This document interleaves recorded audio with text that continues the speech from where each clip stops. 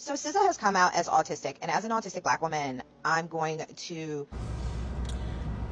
Having a diagnosis is a blessing and a curse. A neurospicy diagnosis. Because on one hand, I'm very apprehensive to even like talk about this, because all I can think about is how people label me and blah blah blah, but people have been labeling me my entire life, so it's like, why should I be scared of an additional label that could also like explain who I am as a person? Also, if you talk about my hair, you anti-black. Yeah. But it just makes me wonder how differently people would have treated me if they would have known. And granted, I guess it's a good thing that people did not know, so that I could see who people truly are. Because there have been plenty of times where people have taken my literal words. Like, I use words based on the definition that they are.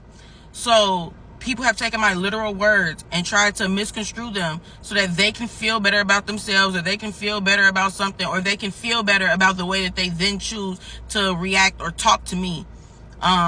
Because they would rather believe that I have ill intent than that I'm just using words based on the literal actual definition that is in Merriam-Webster, Google, or anywhere else. And also, it puts a lot of things into perspective about my life, because my school corporation, they had this thing called Freshman Academy, where they would put students who they felt like weren't ready for the full transition into high school, and I was one of those students. Now, when I was in 8th grade finding this out, I'm thinking like, why would they put me in Freshman Academy? Like, I'm an average student just like anybody else, or just like a lot of other people who are in regular school, and I have friends.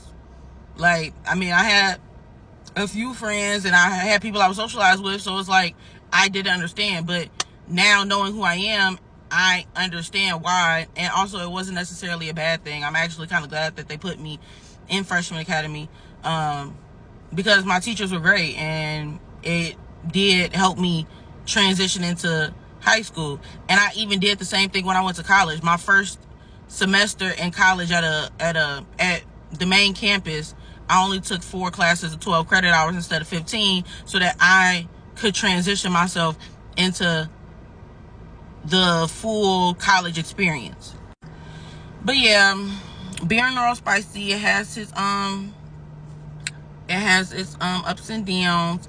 But at the end of the day, I'm not disappointed in myself for being a literal thinker and for using words literally, because